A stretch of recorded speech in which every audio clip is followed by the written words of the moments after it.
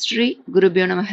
அனைவருக்கும் நமஸ்காரம். நாளை ஸ்ராவண சுக்ல சதுர்த்தி, தூர்வா சதுர்த்தி விரதம் மற்றும் நாக சதுர்த்தி கடைபிடிக்கப்படுகிறது. ஸ்ராவண மாச மகாத்மியத்தில் சனத்குமார யோகீந்திரர் பரமேஸ்வரிடம் கேட்கிறார், ஹே பிரபு, எந்த விரதத்தால் ஈடு இணையில்லாத சௌபாகியம் கிடைக்கும், புத்திர பௌத்திர விருத்தி ஏற்படும், தனம் ஐஸ்வர்யம் எல்லாம் கிடைத்து சௌக்கியமாக வாழ முடியும்? ஹே மகாதேவா, இப்படிப்பட்ட விரதங்களுள் உத்தமமான விரதத்தை எங்களுக்கு சொல்லி அருள வேண்டும் என்று கேட்க பகவான் சொல்கிறார், 3 லோகத்திலும் பிரசித்தமான ஒரு விரதம் உண்டு. அதற்கு தூர்வா கணபதி விரதம் என்று பெயர். தூர்வா என்றால் அருகம்புல். எப்படி வில்வம் சிவபெருமானுக்கு சிறப்பானதோ, துளசி என்றால் விஷ்ணுவுக்கு விசேஷமோ, தாமரை என்றால் லட்சுமி நினைவுக்கு வருவாளோ, அதுபோல் அருகம்புல் விநாயகருக்கு மிக மிக விசேஷமானது. அருகம்புல்லுக்கும் கணபதிக்கும் அந்யோன்யமான சம்பந்தம் உண்டு. சாக்ஷாத் இந்த விரதம் பகவதி பார்வதியால் அனுஷ்டானம் செய்யப்பட்டது. பார்வதி தேவி உபாசித்தே கணேசன் பிள்ளையாக பிறந்தார் என்று கணேச புராணம், உத்கல புராணத்திலெல்லாம் சொல்லப்பட்டுள்ளது.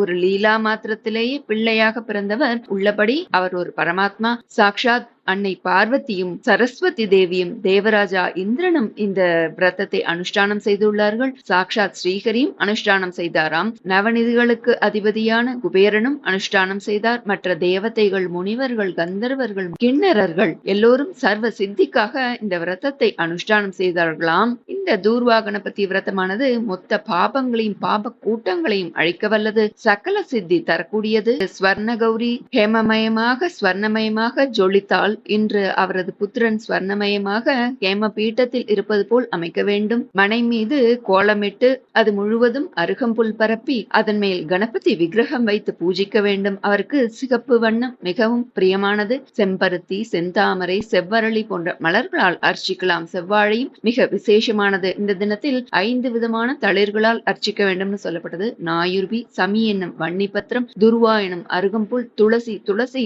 சாதாரணமாக பிள்ளையாருக்கு சாத்தக்கூடாது. ஆனால் பிள்ளையார் சதுர்த்தியில் மட்டும் 21 பத்திரங்களில் ஒன்றாக மட்டும் வருடத்துக்கு ஒரே முறை சேர்க்கலாம். அதுபோல இந்த ஸ்ராவண சுக்ல சதுர்த்தி துர்வா கணபதி விரதத்திலும் 5 பத்திரங்களில் 1 துளசி சேர்க்கலாம். மற்றும் 5வது வில்வம் சேர்த்து பூஜிப்பது விசேஷ பலன் தரும். ஆவாகனம் முதலான ஷோடச உபச்சாரங்களையும் 16 உபச்சாரங்களையும் அருகம்புல் கொண்டும் மனமுள்ள மலர்களையும் கொண்டு செய்ய வேண்டும். தேங்காய், அவல், வெல்லம் இயன்றவர்கள் மோதகமும் விநாயகர் சதுர்த்தி செய்வது போல் அனைத்து பக்ஷணங்களும் செய்யலாம். அதுபோன்று செய்து தூப தீப நைவேத்தியம் செய்து இந்த மந்திரங்களை சொல்ல வேண்டும். கணாதீஷாய நமக, உமாபுத்ராய நமக, அகநாசாய நமக. அகநாசாய நமகன நமது பாவங்களை எல்லாம் அழிப்பவர். விநாயகாய நமக, ஈஷபுத்ராய நமக, சர்வ சித்தி பிரதாயகாய நமக, ஏகதந்தாய நமக, இபவக்த்ராய நமக, மூஷிக வாகனாய நமக, குமார குரவே நமக.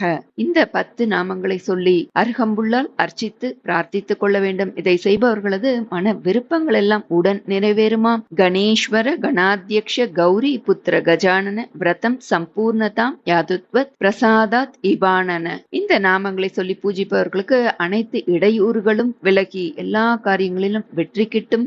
இந்த கணபதி பூஜை செய்வதால் ஈஸ்வரன் மகிழ்ந்து யோகீந்திரரிடம் சொல்கிறாராம், யாருக்கு கஷ்டங்கள் நீங்கி அனைத்து நலன்களும் வேண்டுமோ அவர்கள் இதை கடைபிடிக்கலாம். இது 5 வருடம் கடைபிடிக்கணும்னு சொல்லப்படுறது. அடுத்து இன்று நாக சதுர்த்தி. இந்த வளர்பிறை சதுர்த்தியில் நாக சதுர்த்தி அனுஷ்டிக்கப்படுகிறது. நாகராஜாவுக்கு பூஜை செய்வது விசேஷம். முற்பிறவியில் நாம் அறிந்தோ அறியாமலோ செய்த சர்ப்ப ஹத்யாதி தோஷங்கள் நீங்கி சத்புத்திர பிராப்தி கிடைக்கும். நீர்நிலைகளின் கரையோரங்களிலோ அல்லது ஆலய வளாகங்களிலோ உள்ள கல் நாகர் திருமேனிகளை பசும்பாலால் அபிஷேகித்து மஞ்சள் குங்குமமிட்டு பூசாற்றி தூப தீப ஆராதனை செய்ய வேண்டும். வெல்லம் சேர்த்த எள்ளுப்பொடி, அரிசிமா, முளைக்கட்டிய பச்சை பயிறு, காய்ச்சாத பசும்பால், நாவற்கனிகள் இதெல்லாம் நைவேத்தியம் செய்வது சிறப்பு. அருகு, நாகலிங்கப்பூ, தாழைமடல், மல்லிகை முதலான மலர்கள் கொண்டு பூஜிப்பது விசேஷம். ஓம் அனந்தம் வாசுகிம் சேஷம் பத்மநாபம் ச கம்பளம் சங்கபாலம் தர்தராஷ்டிரம் தக்ஷகம் காளியாம் ததா ஏதானி நவ நாமானி நாகானாஞ்ச மகாத்மனம் ஷியாமகாலே படேன் நித்யம் பிரத்யக்ஷகாலே விசேஷதக தஸ்ய விஷபயம் நாஸ்தி சர்வத்ர விஜயீ பவேத். அனந்தன், வாசுகி, சேஷநாகன், பத்மநாபன், கம்பளன், சங்கபாலன், திருதராஷன், தக்ஷகன் என்பது நவநாகங்கள். இந்த நாமங்களை சொல்வதால் விஷ பயம் நீங்கும். எதிலும் வெற்றி உண்டாகும். நாளை சுக்ல பஞ்சமி, கருட பஞ்சமி. உடன் பிறந்த சகோதரர்களின் நலனிற்காக விஷ ஜந்துக்களால் தீங்கு ஏற்படாமல் இருக்க பெண்கள் இதை அனுஷ்டிப்பர். கருடன் பஞ்சமியில் பிறந்ததாக ஐதீகம். வீட்டில் கருடனுடன் கூடிய மகாவிஷ்ணு படம் இருந்தால் அதற்கு துளசி காய்ச்சாத பசும்பால் சித்திரான்னம் வைத்து நிவேதனம் செய்து கருட மந்திரத்தை 77 முறை சொல்ல சகல சௌபாகியம் உண்டாகும். ஓம் தத்புருஷாய வித்மகே ஸ்வர்ணபக்ஷாய திமகி தன்னு கருட பிரச்சோதயாத். நாம் தெரிந்தோ தெரியாமலோ சர்ப்பங்களுக்கு செய்யும் வினைகளால் ஏற்படும் தோஷங்கள் இவ்விரதம் மூலம் நீங்கும். சர்ப்பங்கள் காணும் போதே பயப்படும் கருட பகவானை இந்த நாளில் வணங்கிட சர்ப்ப தோஷங்கள் நீங்கும் என்பது ஐதீகம். இன்று தூர்வா சுக்தம் சொல்லி அருகம்புல்லால் அர்ச்சிக்க எண்ணிய காரியம் நிறைவேறும் அப்படின்னு சொல்லப்படுறது. தூர்வா சுக்தம் சொல்ல முடியாதவர்களும் ஓம் கணபதியே நமக தூர்வாம் குராணி சமர்ப்பயாமி என்று சொல்லி அருகம்புல்லை சமர்ப்பிக்க வேண்டும். இந்த ஒரு வரி மந்திரத்தை சொன்னாலே எண்ணிய காரியம் கைகூடும். எப்பொழுதெல்லாம் விநாயகருக்கு அருகம்புல் சமர்ப்பிக்கிறோமோ அப்போதெல்லாம் இந்த ஓம் கணபதியே நமக தூர்வாம் குரோணி சமர்ப்பயாமி என்று சொல்லி சமர்ப்பிக்கலாம். நாம இப்போ ஸ்ரீ கணேஷாவதார ஸ்தோத்திரம் பார்க்கலாம். ஸ்ரீ கணேஷாவதார ஸ்தோத்திரம். ஸ்ரீ கணேஷாய நமக.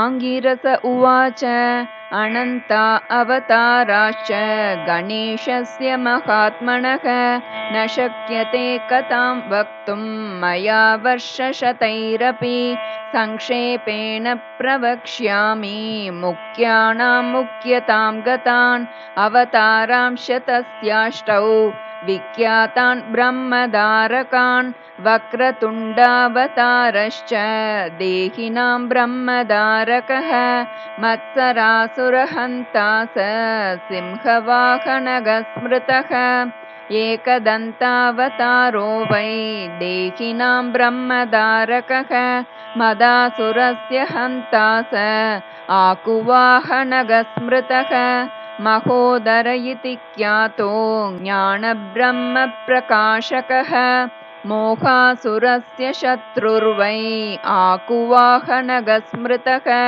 கஜானனஸ்ய விக்ஞேயः சாங்க்யேப்யः சித்திதாயகः லோபாசுரப்ரஹர்த்தா ச மூஷகः பிரகீர்த்திதः லம்போதராவதாரோ வை क्रोधासुरनिबर्हणः आकुगः शक्ति ब्रह्मासन् तस्य दारक उच्यते विकटो नाम विख्यातः कामासुरप्रदाहकः मयूरवाहनश्चायं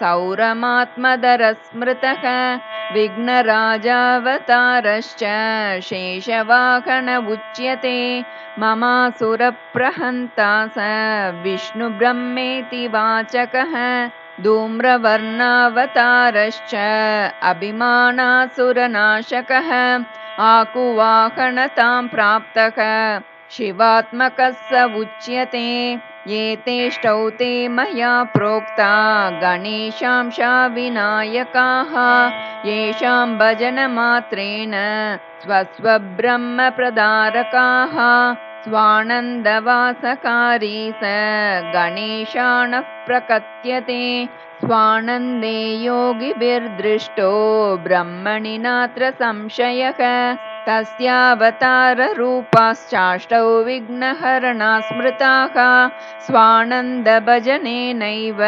लीलास्तत्र भवन्ति हि माया तत्र स्वयं लीना भविष्यति सुपुत्रक संयोगे मौनभावश्च समाधिः प्राप्यते जनैः अयोगे गणराजस्य भजनेनैव सिद्ध्यति माया भेदमयं ब्रह्म निवृत्तिः प्राप्यते परा योगात्मक गणेशानो ब्रह्मणस्पतिवाचकः तत्र शान्तिः समाख्याता योगरूपा जनैः कृता नाना शान्तिप्रभेदश्च स्थाने स्थाने प्रकथ्यते शान्तीनां शान्तिरूपा सा योगशान्तिः प्रकीर्तिता योगस्य योगता दृष्टा सर्वब्रह्मसुपुत्रक न योगात् परमं ब्रह्म ब्रह्मभूतेन लभ्यते एतदेव परं गुह्यं कथितं वत्सतेलिकं भजत्वं सर्वभावेन गणेशं ब्रह्मनायकम् पुत्रपौत्रादिप्रदं स्तोत्रम् इदं शोकविनाशनं धनधान्यसमृद्ध्यादिप्रदं भाविन संशयः धर्मार्थकाममोक्षाणां साधनं ब्रह्मदायकं भक्तिदृढकरं चैव भविष्यति न संशयः इति मुद्गलपुराणान्तर्गतं श्रीगणेशावतारस्तोत्रं सम्पूर्णं ஸ்ரீகுருப்யோ நமः. இந்த கணேச அவதார ஸ்தோத்திரத்தை இந்த நன்னாளில் அனைவரும் பாராயணம் செய்து விநாயகப் பெருமானின் அருளால் விக்னங்கள் அனைத்தும் நீங்க பெற்று மகிழ்ச்சியும் அனைத்து வளங்களும் பெறுவோம். நல்லதே நடக்கும். நமஸ்காரம்.